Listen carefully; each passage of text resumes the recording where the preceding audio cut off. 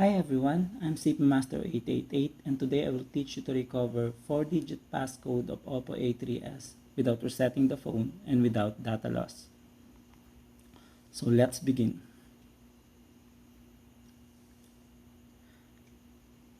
When we are trying to enter wrong password for multiple times, the counter will appear. So there's no way we can continue to guess the password here. So here's the trick. Power off the phone.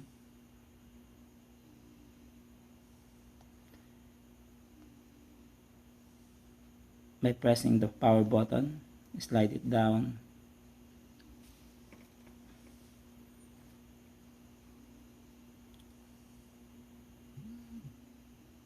Then go to recovery mode by pressing the volume down button and the power button.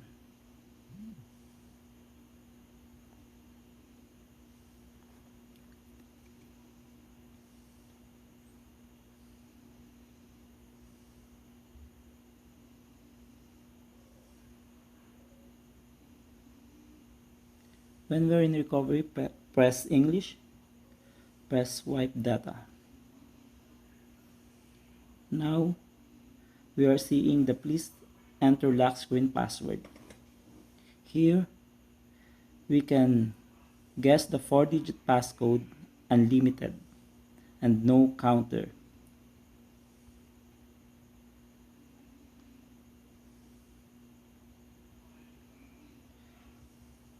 First, try 1234 000 111 222 333 444 555 666 777 888 999 000.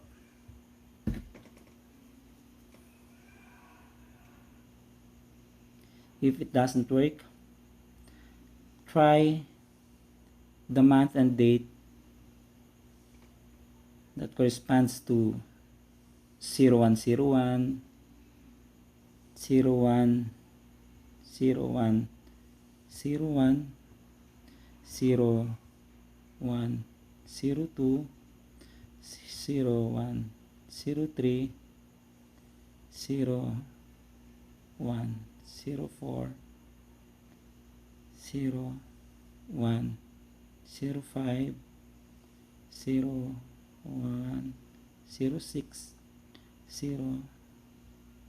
01 07 01 08 01 09 01 10 01 11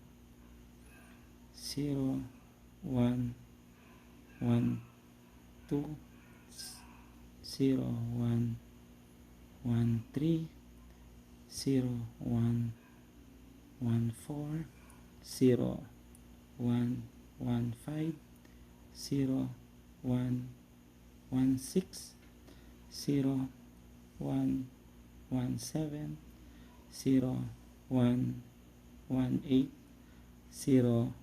01 1 9 01 2 0 0 1 2 1 0 1 2 2 0 1 2 3 0 1 2 4 0 1 2 5 0 1 2 6 0 1 2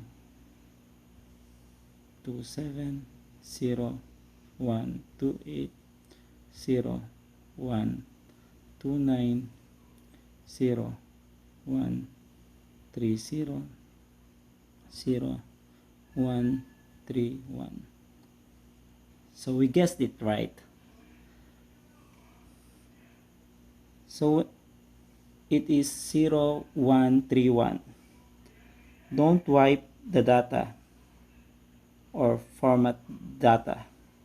Just go back and click wipe data and reboot the phone. Always remember the last passcode that worked to the phone.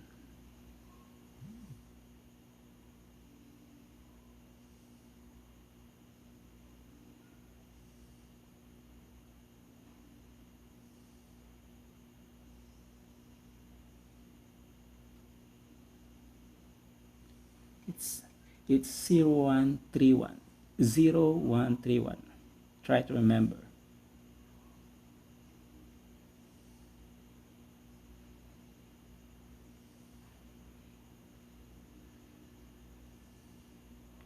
Okay. 0131. Okay. Success.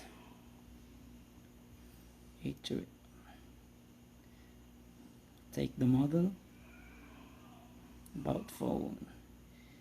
The model is A3S. A3S. Okay. Until next video, and please remember to subscribe to my channel for future videos of different tips and tricks from CVMaster 888. Bye everyone.